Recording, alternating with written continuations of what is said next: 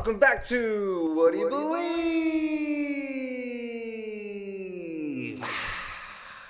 Today I have Mr. Bert Novak. How you doing, Bert? I'm doing great. Life is great. Awesome. Well, hey everybody, this is What Do You Believe? Welcome back to another show. And I have Mr. Bert Novak, a good man that I've met while I've been moved to North Carolina recently. He's a neighbor of the buddy I'm staying with, and he's a really great guy. I've just had so many conversations with him. I mean, a lot of conversations. The man knows how to talk. He's had a deep and rich life. And I thought, you know what? I need to get some of this on the record because this man he's lived. So, Bert, how you doing today, man? Well, as I say, I'm doing better than some people my age didn't wake up. Some people your age didn't wake up. That's this right. Morning. So we're very blessed to have opened our eyes this morning. Exactly. You're at 75 right now, right? 74. 74. All right. Pushing it a little bit. All right. Well, you seem so wise. I just thought you were a little bit older. That's probably what it was. But anyways, out of all the stories that I've heard from you since the time we spent together so far, one of the main ones that really hit me on my heart is how you used to be homeless under a bridge and now you're a homeowner, and you live by yourself. You're 74, take care of yourself. And I was like, and how did that transformation where it's like you're under a bridge to like you're doing great and you're surviving by yourself? How does that transformation happen? Well, it's definitely with God's help. Amen. And we call him Heavenly Father. I'm now a Mormon priest. And ironically, I was a 22-year-old want-to-be physical doctor till I lost my eyesight and with my military duties. Then I've been to 9 universities. I've got 4 degrees. Go Buckeyes. Go Virginia Tech. Go University of Dayton. Go University of Houston. So wow. I studied a lot of psychology and psychiatry. So I wanted to be a mental doctor. And now I'm a priest and a spiritual doctor. They all work together, body, mind, and spirit. That's right. I didn't plan it that way. That's just the way my life came about. Well, awesome. So you got 4 degrees. All right. Well, how do you get from? So you're telling me the story about you were under a bridge, homeless, and super in debt. You said you were over $100,000 in debt. Like, how do you start to climb your way out of that situation? All right. To begin with, what got me in debt was I thought I wanted to be an entrepreneur. I guess it's in the genes. My father was a store owner and then a supermarket owner, and he lost his shirt just like I lost my shirt and my socks and shoes. I bought practically naked. I bought a restaurant motel in eastern Tennessee and moved from Ohio to the sticks, and I focused the business on the fishermen, which are only there about 13 weeks during the summer, and half of those are rainouts. So you can't possibly make enough to make it the whole year on 6 or 7 good weekends. I think the first day I took in something like $143, the second day $8.14, and sometimes less than $10, and not able to survive on that. I went beaucoup in debt. So how do you get out of that? Well, I was $138,000 in debt, and the way I got out of it was sheer grit, I would call it. And I've had a lot of hard work, 2 jobs. I lived on a bare minimum. And saved every possible dime I could, and repaid all of the debt. The $138,000, I am debt free. I had some very generous employers that appreciated me, and one company I worked for in Houston, they paid me very well. I started at $500 a week. Within 3 months, I was up to $1,000 a week. Wow, that's good money today. Yeah, it was, and that was 1980. And wow. they begged me to stay. They offered me double the money to stay. They paid for my hotel, which I lived in for a while, and they paid all my expenses, my apartment, and so on and so forth. So therefore, I was able to live on a couple hundred a week and pay 600 a week towards my debts. I did that for a while. I also hit the lottery. You did. I hit the lottery for 50,000. No way. So I brought after taxes, I brought 35,000 home. We kept That's five, an easy and way to do it. we kept five, and I paid off 30. You know, I sacrificed. It didn't increase my standard of living by much, but you had a few extra bucks here and there. Oh yeah. The company that moved me from 500 to 1,000 as I left, the had dinner with the had lunch rather with the owner, just him and I. And he said, "Mr. Novak, is there anything I can do to keep you?" He says, "You're the best person who's walked in this place in 46 years I've been in business." He said, "We had high hopes for you. We were grooming you for warehouse manager." And that would have been 2,000 a week. But Mama wasn't happy. She came out there for a while. So I went from 1,000 a week to $100 a week cooking for the Colonel in Bluefield, West Virginia. Whoa. Quite an adjustment. That is huge, drastic change. So at that time, I was unable to repay any of my debts. However, after sheer perseverance, it took me 23 times to get on from a $250 an hour job to $507 plus all the benefits as a truck mechanic, what they call a PC mechanic. I was bringing home over $300 a week, living on $100, paying off $200 a week on my debts. And we had a cost of living adjustment, which we got about $1,000 every quarter. So we each got $100 and $800 on my debts. All right. So I just kind of looked at my debts and did not raise my standard of living by any means. I was living on $20 a week and was feeding 3 or 4 of my neighbors. Bert and his family ate beans and potatoes, my neighbors ate beans and potatoes. Nobody ever came to my house Awesome. that didn't leave without a meal. That's the way to do it. I feel like taking care of your neighbors will definitely help you when you're in time of trouble too. Like, cause not every day is sun shining, and we all need to build a strong tribe to take care of each other. That's right. That's our basic philosophy as a Mormon, that we are put on this earth, number one, to help our fellow man. We don't care who you are, what color you are. You could be pink, black, purple stripes, green stars. It doesn't matter to us. We're all God's children. We have two questions. Number one, what do you need? What kind of help do you need? And when can we give it to you? And pay it forward.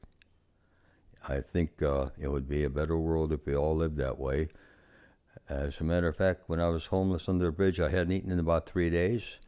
I was out in Hollywood, California, and there was a lovely, very lovely lady of the night, and she says, "Have you eaten?" I said, "No." She says, "Well, would you mind if I bought you coffee?" I said, "No, not at all." She said, "I would just like somebody to enjoy my breakfast with." She brought me steak and eggs. Man. I mean, and hadn't eaten in 3 days? Come on. So that kind of taught me that, wait a minute, there are people out there that care. You can be just like them. Even though you don't have much, share what you've got, because it all comes from God. That's right. All rivers flow through God. I feel like everything flows through God. But yeah, that's awesome, man. So you slowly ate away at your debts until you destroyed it all. Exactly. I paid every single dime $138,000, and I've probably given that much away as well. And I've spent that much, and I haven't made big money for any length of time, but it's been sacrifice and perseverance and 2 full-time jobs on 2 and 3 hours sleep a night for about 4 years, and I was debt-free. And you're still getting it. And still getting it. Oh, and tell me about these homeless packs that you make for the homeless. Okay. I started out shortly after I was baptized to the Mormon religion. I was a cradle Catholic for 69 years. I was baptized on the 3rd of August. Therefore, I started my 69th year as a Mormon, a new religion.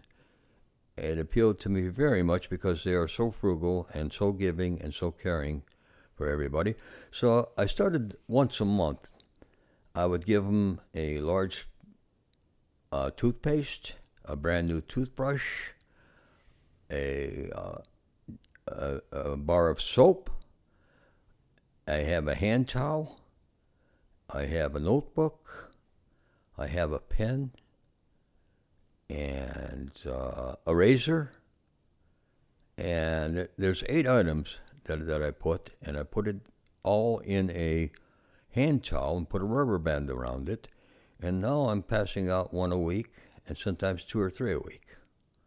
And I was doing one a month. Awesome. So as I've been blessed, I've found the opportunities to try to help others. I have met some a couple months later that just came up and gave me a big bear hug. They says, a person that cares enough to do that for me, you turned my life around. I'm no longer homeless. The person that I gave the kit to, I cleaned my act up, got a good job. One of the gentlemen, he's the supervisor of the paving crew, and he was out there flagging traffic, and now he's the boss. No way. And he's got an apartment, and everything's turned around. His life is good. He says, all because somebody cared enough to give me a chance. Gave him some hope. Gave him some hope. Yeah. And that's all it takes to forget to. For me personally, I've been not like in horrible places. I've actually had a pretty good life. But like when I do feel down and stuff, it's hard to get hope, and it's always when somebody shows kindness to me that like really that gets me out of it. It's like just seeing that kindness is out there. That's like little gestures like that. But that's amazing gesture because you buy all the soap, you buy the razors, you buy everything. You take the time to make it, and then you distribute it, and you do all this for free. Right, and I'm also thinking about progressing into into feeding the homeless as well. I enjoy cooking, and if I make a big pot of spaghetti or something, I usually make enough for myself and 6 or 8 other people, and rather than put it in the plastic dishes and freeze it, I will put it in the styrofoam and hand it up and down the street if I have to. And one day it'll be beef stew, and another week, I'll do that once a week now, is what I feel motivated to do. And maybe we can touch a few hearts that way as well. Yeah, I think that's awesome. Because recently when I was in Los Angeles, it seems as if there's so many homeless people there. It's such a huge like elephant. And it's like, how do you like corral this animal? Like, we're not calling people animals, but just the magnitude of number of people. Yeah, the magnitude of the situation. I have stood right there in that line in L.A. for a sandwich, and there's 300 to 400 people waiting just for a peanut butter sandwich or anything they can get. I have been in that line myself on that street. Hollywood Bert. Hollywood Bert, Hitchhikes to California. Bert's ready for Hollywood, but Hollywood's not ready for Bert. That's right. And that's another story. Yeah. We might get to that one. But do you feel as if, so we're in Wilmington, North Carolina now. Do you feel as if Wilmington has been, are there more homeless people on the streets now today than there has been since you started living here?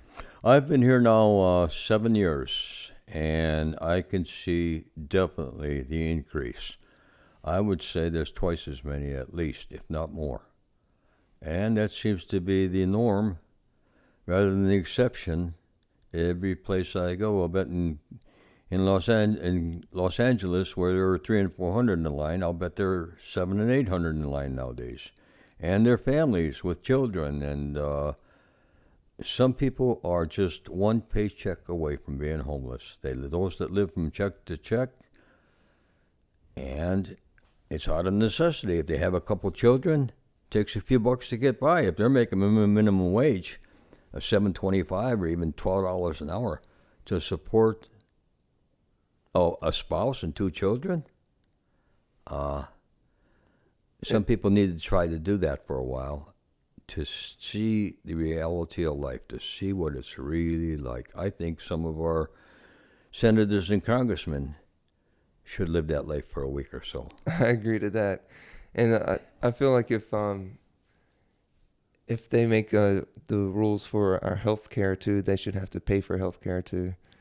Like we shouldn't provide it for them as like a pro bono benefit. And not only health care, but education as well. Yeah. I have traveled extensively, and in Switzerland, that is one of the countries that has impressed me the most. They have, every Swiss citizen is guaranteed a job for life. They have no crime. They have no homelessness. They have no alcoholism. They don't tolerate it. They just don't deal with it. It doesn't happen because every Swiss citizen has a job for life, and 1 of every 10 children is screened, and they have a full ride through college paid for by the government. Only the top 10%. And they start screening them way back when, in the 2nd or 3rd grade. And they have decided when they graduate from high school, when they're ready for college, the top 10% get a free ride all the way by the government. Really? Books, housing, everything. That's awesome. Isn't that awesome? And I mean, if Well, look what the government's getting back in return. They're making an investment in the future and in the lives of these people, and yet they're creating jobs of well-qualified people that are involved in the government even. And didn't you say the Swiss are very armed as well? They're well armed. They are very well armed. Switzerland is per capita, they spend more money than any country in the world.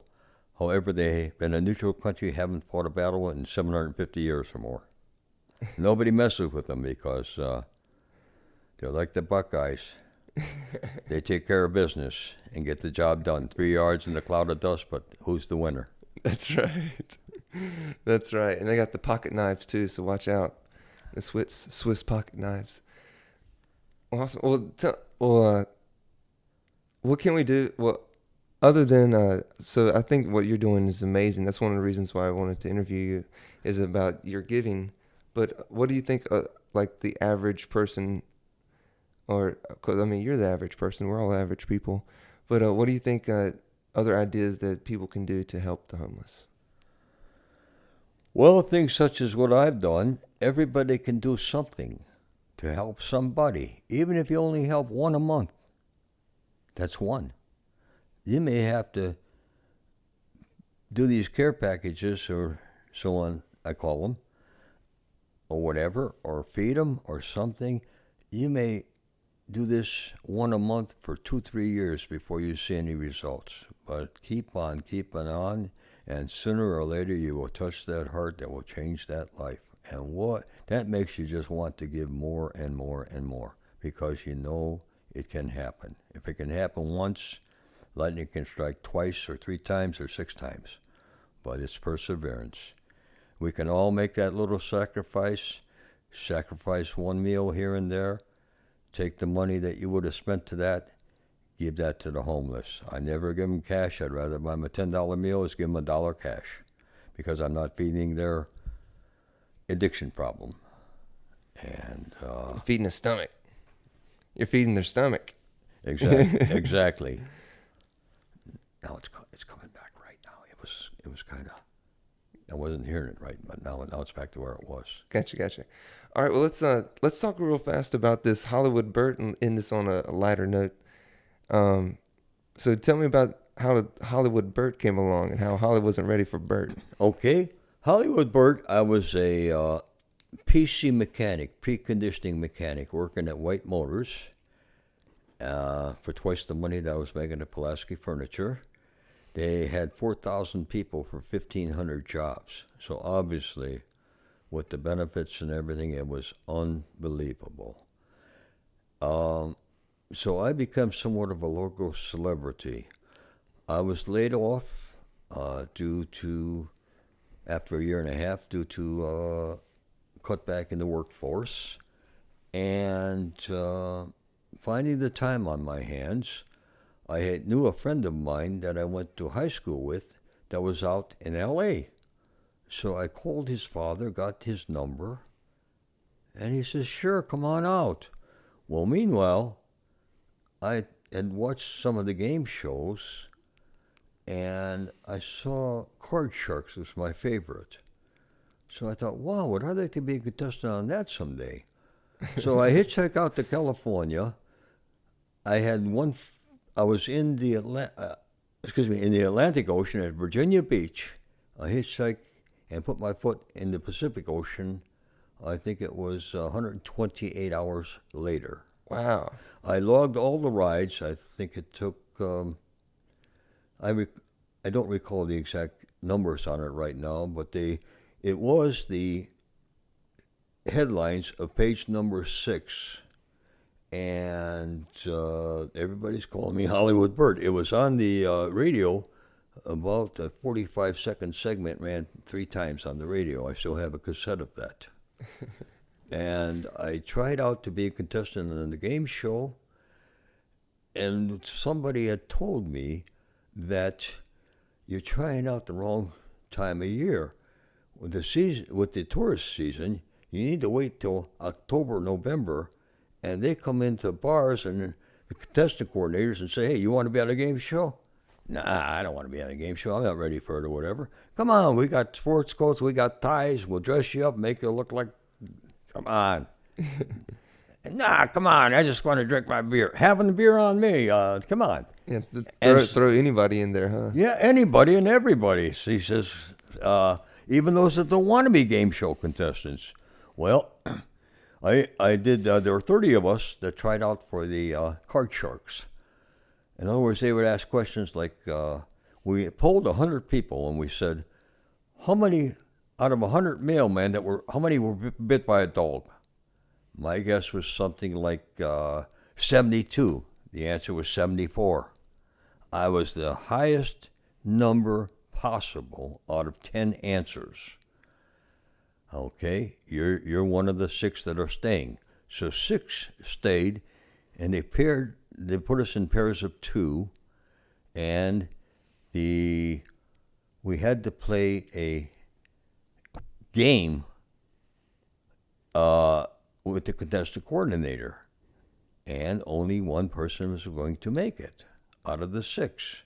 Well, unfortunately, I played the game a little too aggressively. If I'd held on my 7, 8s, and 9s and let the other person burn, I could have been a contestant. But so much for that story. So anyhow, when it came back, "Hey, Hollywood Bert." They just picked up the name Hollywood Bert because it was in the paper, and everybody called me Hollywood Bert after that. That's awesome. Well, So I asked them, I said, "Would you like my autograph now or wait to become real famous and I'll charge you $20 for it?" They said, "We'll wait." I said, "Well, wait, it might be $50. They said, "We'll wait." Not really a vote of confidence, but nevertheless, that's kind of the way it goes. yeah, that is the way it goes. Yeah. So you went out there. You you tried to get into it, but you didn't win the game with the contestant, and then this didn't make it out there. Exactly. Another one I tried on for was Hollywood Squares. Oh yeah. And I forget exactly what happened there, but anyhow, I had seen the routine the day before, and the next morning they were going to have another batch of contestants. So I came up there, and I said, "I'm the contestant coordinator. I decide who gets on today." Lady says, "Where are you from?" I asked the lady, I said, "Where are you from?" She says, "New York." I says, "You can go home right now. We don't put nobody on from New York." And I had them do all kinds of cartwheel, and you got to be able to do a cartwheel to get on this show, you know. And I said, "Well, I'm going down to make a decision. I have to think this over, and I'll come back and I'll tell who's going to be on." I left in the elevator and never came back. That's hilarious. And they thought for sure I was the guy that was going to decide on who was going to be on the show. I lost that. And you tricked him. I lost. Oh, now it's back. Is it okay. back? Yeah, maybe I just moved a little bit or something. Yes, yeah, it's back. Yeah, it's a directional microphone. You got to talk right into it. I got it. That's hilarious, man. So you tricked him into thinking that you were the coordinator Right. and shammed them all. Right. I've done that before. Oh, it's fun. But maybe not that exact thing, but played a part in real life when people didn't know. I had the police stopped the traffic for the beer truck. I think that was in Nashville Nashville or Denver or something. Stop the traffic! Here comes the beer truck. They were stopping the traffic so the beer truck could get through. Well, they actually had to because the streets were so narrow that they couldn't make the swing in without the traffic. So Need to get the beer. yeah, they had to get the and they had to get the beer in there. Stop everything! Here comes the beer truck. The important stuff. Yeah. Awesome. Well, we're about 30 minutes.